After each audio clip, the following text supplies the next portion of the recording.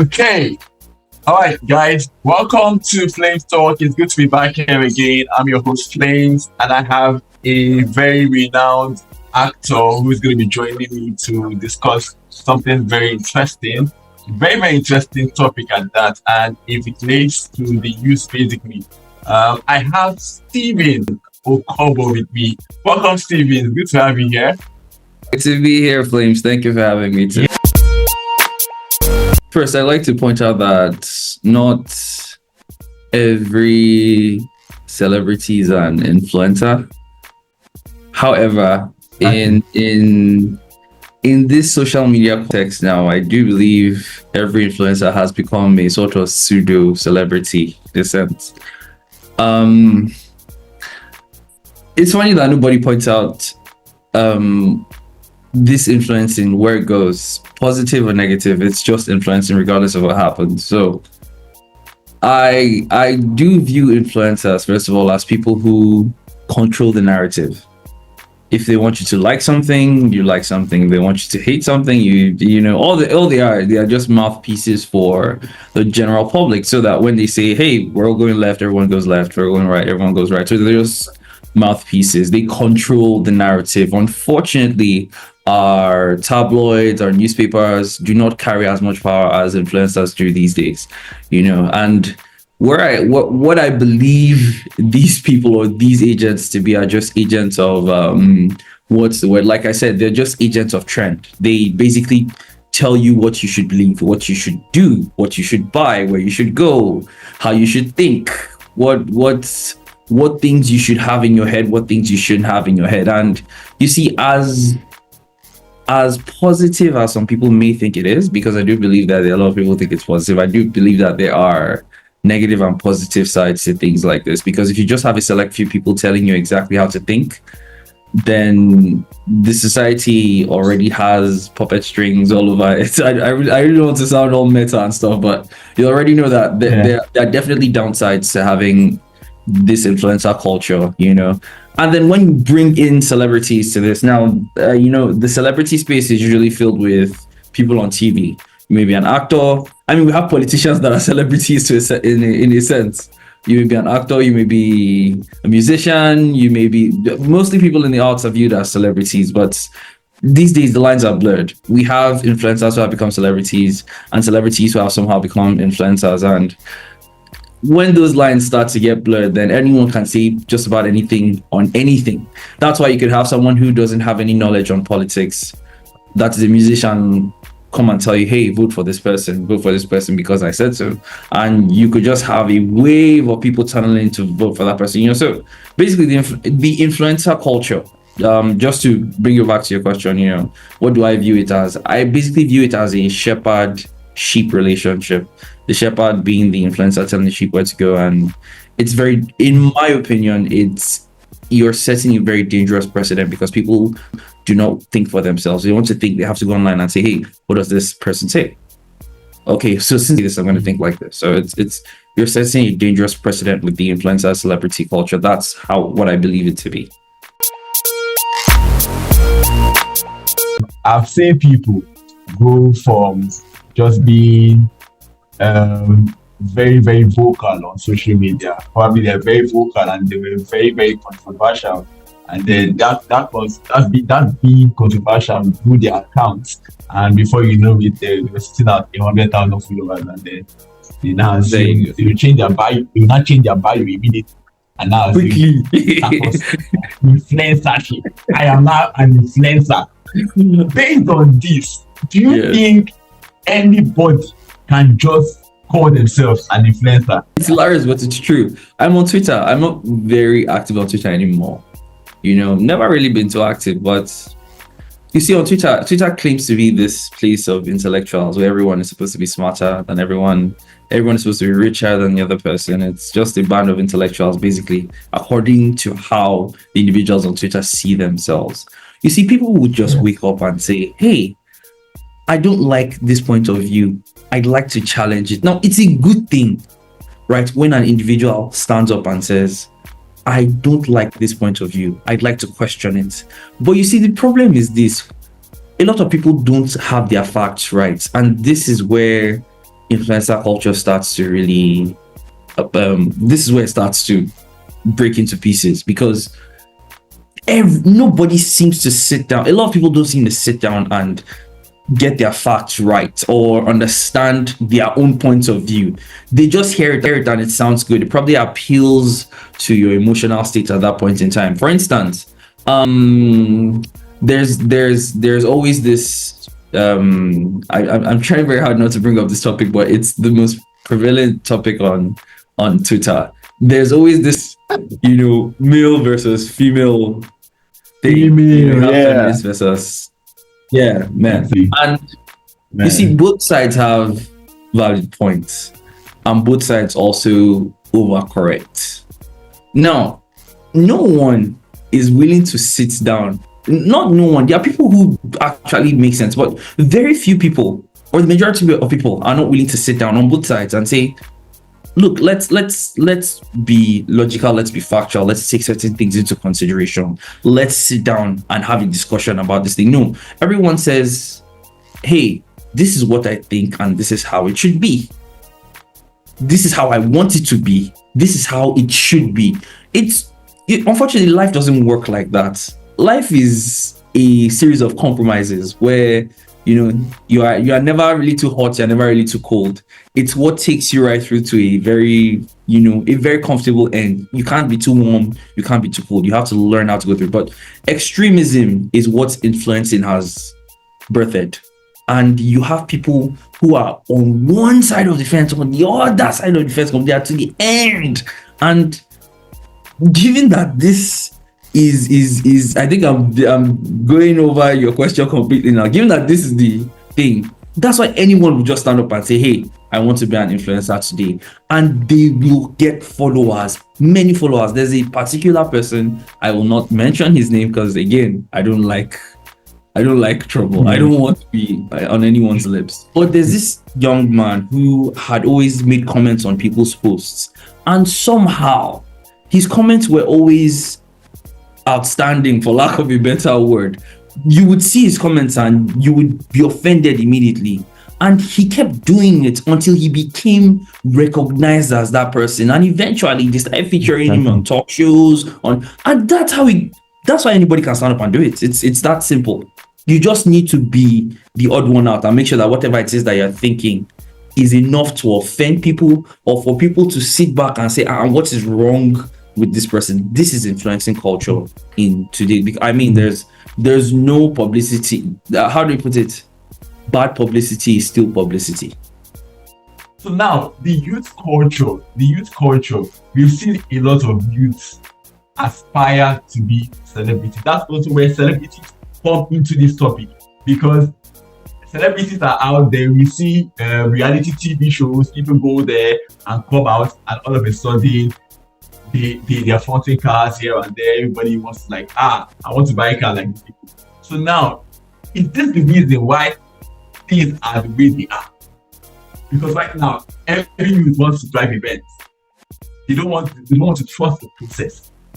You say the influencing culture has now negatively impacted the youth?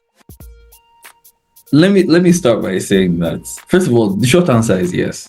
Let me answer the question right off the bat. Now, we're in for a very rough time as a generation, and I'm not just talking about millennials, I'm talking about millennials, Gen Zs, Gen Xs. We're in for a very rough time, and it's because I come from a place where they taught us, I don't use altruism, but delayed gratification. I think that's the best way to put it. Where you have to trust the process, like you said, you have to trust the process. You have to know that when you put in the hard work, it will eventually pay off. Unfortunately, it doesn't always work like that. However, the reason why I believe the trust the process mentality is in place is so that you create a value system. And here's what I mean. If you work hard for long enough, the day that you buy your first house, you will value your first house because you know how much effort was put into that thing. The day you buy your first car, you will value it. It doesn't matter the age where you buy these things, but if an honest day's work is put into these things, you value them more. So it's about delayed gratification, building a value system. This is how the world works. Anything that comes easy, that comes free, that comes off the back of crooked means, you tend not to value it as much as something that you get through an honest day's work. Now, with influencers popping up every day, where you see someone who started doing skits last week and this week he has a house in Lekki, or someone started doing a podcast 2 days ago, and next thing she has a house in one of one of our urban areas. Once you have things like that, then you start to you have people questioning the value system. Like, is an honest day's work, or is hard work worth it? Where you believe that, see, hard work it's not just about the work itself. It's about time, consistency, failing, getting back up, trusting the process, doing the right thing, not compromising on morals. It's a whole process of things, and that's why your value system is very, very, very solid after hard work. But the moment it comes through things like, hey, you started influencing last week, this week you're buying a house, I'm sorry, on the average, a house is worth at least 80 to 100 million in those areas. How did you get that money? That's the first question. Now, some people are fortunate where they strike out and do one deal that is amazing, legitimate, and they get that money. But that's like 1 in a million. Not everyone. We can't build our foundations on that. What you build your foundation on is consistency and hard work and showing up every day. Now, when you have people who build foundations on that 1 in a million chance, that's why we're headed for danger. That's why the youth of tomorrow, in fact, youth of today are already in trouble. Let's talk about the youth of tomorrow, because if you're building and basing your success on this 1 in a million chance, where you started podcast, started influencing last week, you started doing skits last week, and then you're getting a house this week, there's something amiss. Questions need to be asked, but some people don't want to ask the questions. In fact, people don't want to ask questions. They just want to know your process so that they can tap into it. And again, that's your legitimately to do that in a week. It's 1 in a million. But the other way around, the immoral way, or whatever people would call it, if you're not doing this if it's illegitimate, then people don't care anymore. Because all they want is the result. Nobody wants the process anymore. And you see, that's where the value system starts to break down. That's why you have people on Twitter, on Instagram, making arguments like, when someone talks about, for instance, I see people talk about things as simple as, oh, I gave my wife 100,000 naira to spoil herself. I gave my wife 300,000 naira to spoil herself. I gave my wife 50,000 naira, 20,000 naira, 10,000 naira to spoil herself. And someone just comes right up and says, what kind of broadcast are you? Or a lady comes up and says she bought this thing for her husband, or she did this thing for her husband, and some other guys come and say, oh, my bare minimum, because nobody is sitting down to understand that there's a value system here. There's a value system that is being worked here. This is what this person is worth. It took this person this time to get this. That's why this is what they can afford. Nobody cares. Everyone just assumes that when you're on social media, you must be a big boy, you must be a big girl, you must be making this money. And that's why we are feeding into this culture of, you start influencing last week, next week, if you're not in having a house in Banana Island, you're a bad influencer. These things take time. Legitimate work takes time. And the influencing culture is basically telling, the current influencing culture is basically telling people that it's not supposed to take that much time. If you're loud enough, if you do the lewdest stuff, if you do the craziest stuff, you make your money in no time. And that's the danger. It's teaching people about there's no delayed gratification anymore. And when there's no delayed gratification, the value system starts to break down. And that's why people will have one house and one car now. And they are not, they're not satisfied. They're not happy. Because there was no effort. There was no time and effort put into that thing. There was just, you started, something happened at the back, You got the house, you got the car, and now you don't value it anymore because that thing that you did at the back just brought it just like that. So that if you want another one, you just go and do that thing at the back, just like that. It's here. And some people might argue and say the thing that they did is really difficult. That's the hard work. That's the shortcut. Look, at the end of the day, if you check the lives of a lot of influencers on Instagram, on Twitter, they are very unhappy people because they had to trade their sanity for this luxury that they're living. And someone will hear me and say that it's because you have their money now. And the truth is, yeah, maybe that's why. But I don't aspire to have something that takes away I cherish my happiness more than your peace of mind, your happiness. Yeah, and no one is questioning this thing. You see, things like trading your morals, trading your coming out to just back up Robbie. I can't imagine myself coming out to back up something that is not morally upright. And off the back of that, I'll get followers and become an influencer and make money. I won't be able to live with myself. I'll just picture my mom flogging me because this was what my mom brought me up with. This was what I was taught. These were the things that I grew up with. And at the end of the day, I think that not just the future generations, but the current generation is in a lot of trouble, given that a lot of people are not willing to address this influencer culture that we're currently seeing. It's crazy that we're not even seeing the worst of it. The worst of it is probably in 10 years where we start seeing people with major psychological problems, you know. So yeah. As a person, your first point of contact is your family. And you see, one of the things I'm very grateful for is the morals that were instilled in me. I may not be following them 100%, but they will always serve as a compass for me to let me know when I am doing too much or when I'm not doing enough. It will always serve as a compass for me. That's the first thing. Parents have to teach their children they have to teach their children these things. They must instill discipline. They must teach them delayed gratification. They must teach them a value system. You must teach them all these things. And you cannot expose your children to social media at such a young age because they don't have a sense of judgment yet. So they cannot process it the way you or I would process it.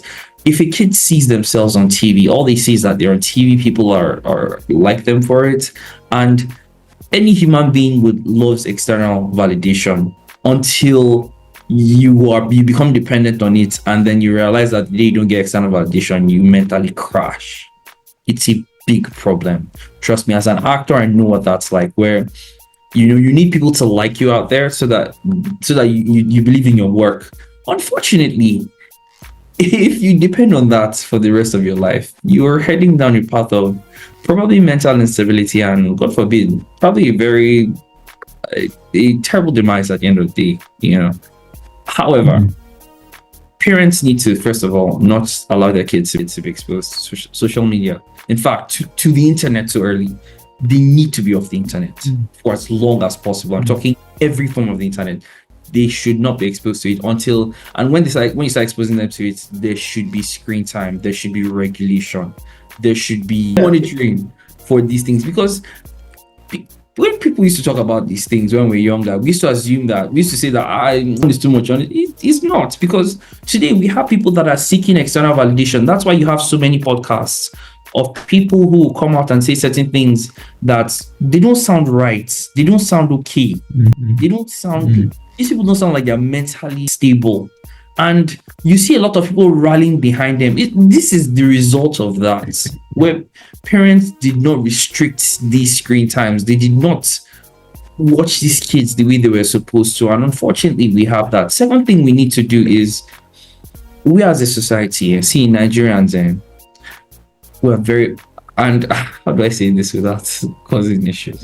Look, we have a tendency to be very badly behaved as Nigerians. And here's what I mean. Recently, and I mean in the past 10 years, I've noticed that Nigerians have started to applaud brazen acts of immorality. brazen acts of immorality. We stand up and say, Exactly. that's your truth. Tell your stories. Go, bro. Go, sis. Brotherhood is part of you. You Sisterhood is part of understand? you. We are these brazen acts of immorality. We stand and we support these things, and you see, it will kill us eventually if we're not careful. Because Exactly.